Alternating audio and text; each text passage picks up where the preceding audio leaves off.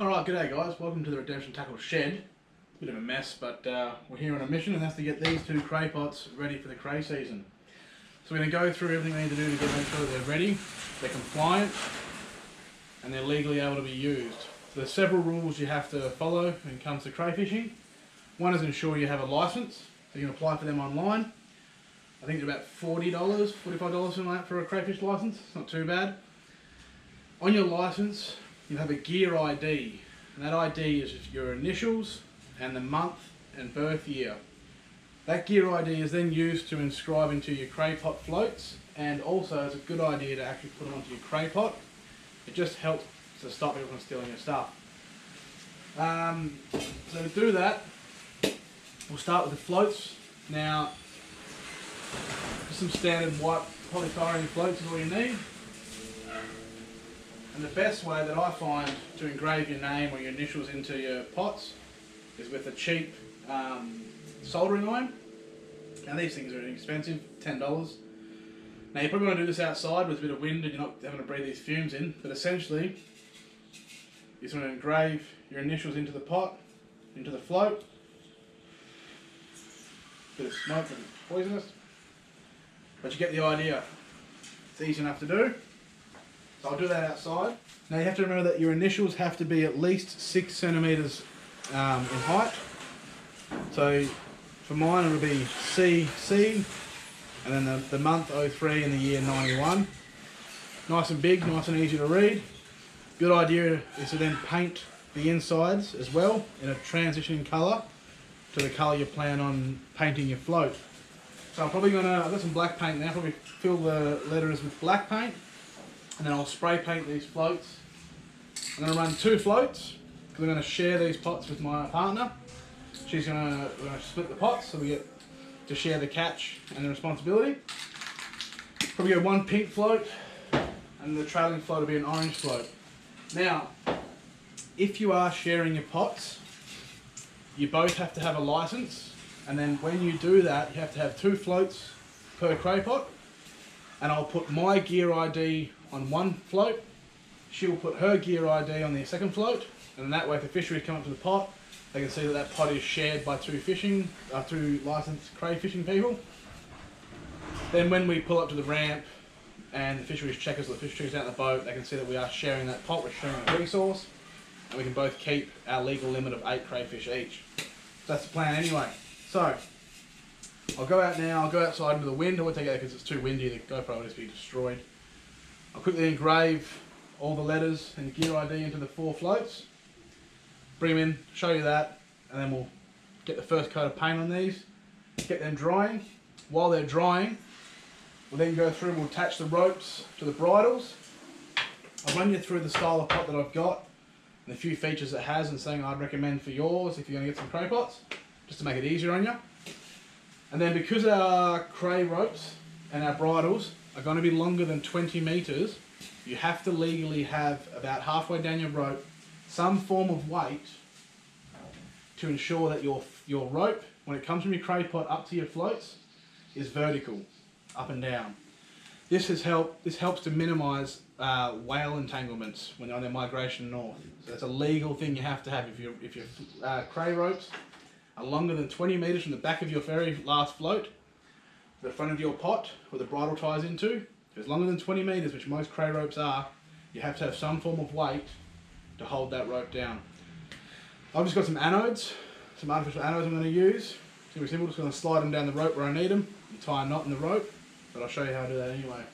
Alright, so first things first, let's get these floats sorted, and we'll go from there. Alright, so we're into a slight problem. The soldering iron keeps tripping out the power in the shed. I managed to get the majority of it done with the soldering iron, which looks much better because it just melts the plastic. You get a nice deep imprint, so when you paint it, it stands out a lot better. I have to finish it off with a drill bit, and yeah, it's pretty ugly, but it'll do for now. What I'm going to do with the rest of them is I'm actually just going to spray paint the whole float, and then I'm just going to spray paint in the grey the actual gear ID. It's not ideal. So the reason you want to do this is it lasts forever. Once you've marked it, your gear ID stays there. If you just spray paint it, it's very easy to rub off, especially out in the ocean, and you will have to do it regularly to fix it up. So that's the reason why you want to engrave your gear ID into the float rather than just paint it. But for now, I'm just going to paint these ones, and they should last the season. We'll see how we go. It'll be a good test if anything. Alright, so we'll do that now. We'll come back to you. Alright, so we've just got the first coat of paint on the floats. Just going to let them dry in the sun. So while that happens, got our rope. I'm going to attach that to the bridle. I'm going to show you the simple pot knot or bridle rope knot that you use. It's very simple, very easy. Never comes undone unless you want it to come undone. That's what all the professional cray fishermen use to tie their pots on, so you know it's good. So we'll do that now. Pass your tag up through, under, back under the loop you've created. Give it a bit more room here. Once. Twice.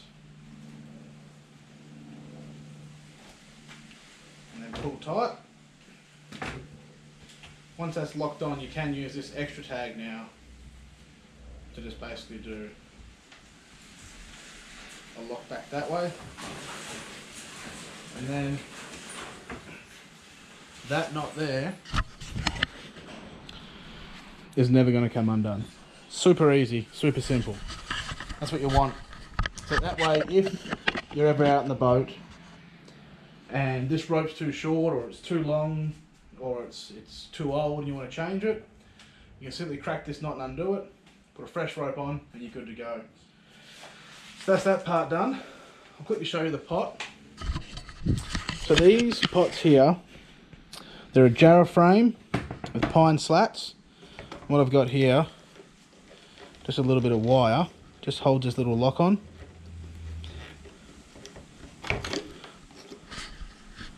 This swings up and your front door pops out. Easy access to all the crayfish, octopus, wobbegong, whatever the hell get in here. So I'm running 3 weights in these. These weights are bolted to the bottom frame. There's 2 at the front and 1 at the back. Now the reason you want to run more weight at the front is quite simple. If you can imagine, when this pot is on the ocean floor,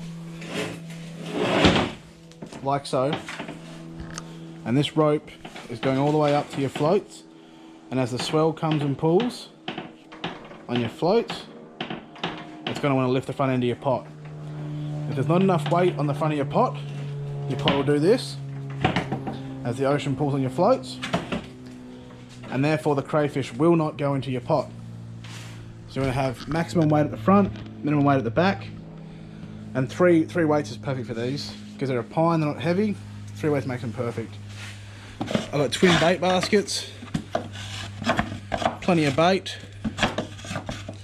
These are held on with a bungee cord. Nice big handles, easy to grab hold of. The plastic ones are a bit of a pain to work with. These wooden ones are fantastic.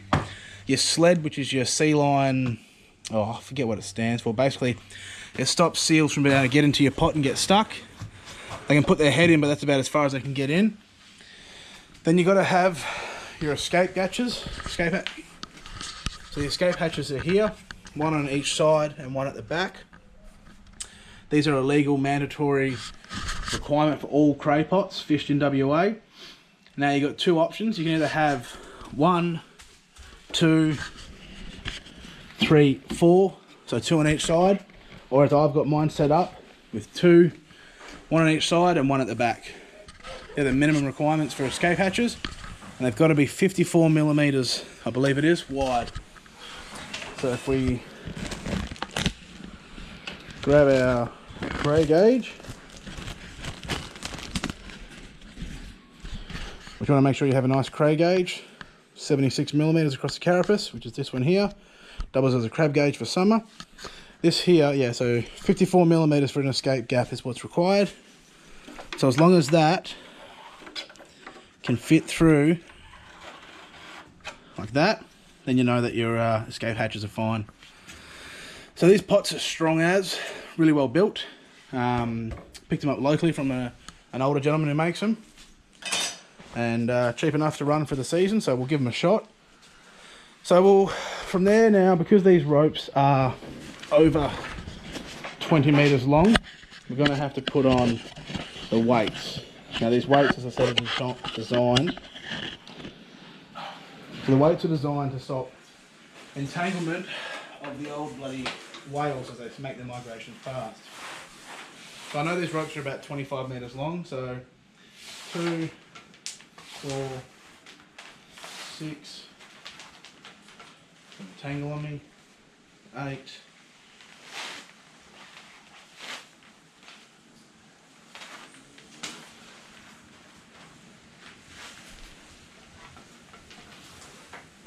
10, so about there, and I want to tie a knot in the rope.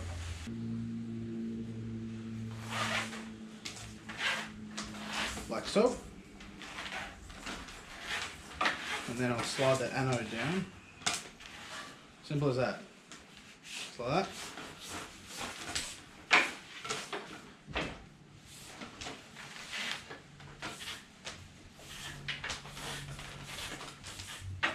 That way you got no worries about it coming off, ever. And that's plenty heavy enough to ensure that the rope will always stay low enough in the water. Like so. So I'll just tie another knot here. And I'll do the same with the second pot. Then it's time to fit the floats. And we're good to go. Look at that. So that'll keep that rope vertical in the water. So the floats will sit up here, weight will be down there, close to the bottom. Alright, so the ropes are on, bridles are tied, we've got the weights on the rope that we need to stop whales entangling in our pots. Bait baskets are in, everything's sorted on the pot. Let's go finish with the paint job on the floats. We'll attach them. And we're good to go. Alright, so the floats are all painted. We've got a bright pink one for Nikki and an orange one for myself. Now we're going to fit them to the rope, and then these pots are good to go. So I said, because we're going to share these pots, we're going to put a float each on each pot. One with her gear ID, one with my gear ID. And then that way we can share these pots. So I've got another 2 floats outside still drying. I'll fit them to the next pot afterwards. And then the next video you'll see is us out on the water pulling these, we'll dropping these pots in, wait for 24 hours, we'll shoot out the next day and we'll pull them and hopefully get some crayfish. So, in order to fit these floats, all I do is probably about 3 metres of rope, give or take. And the same thing, you just want to tie basically a double granny knot. And it just becomes a float stopper. Slide your first float down the rope. Let's stop there. And if you want, put a second stopper on.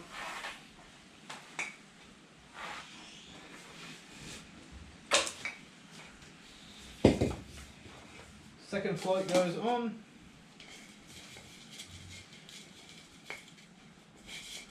And then all you do then is, in the end of your rope, tie your final stopper.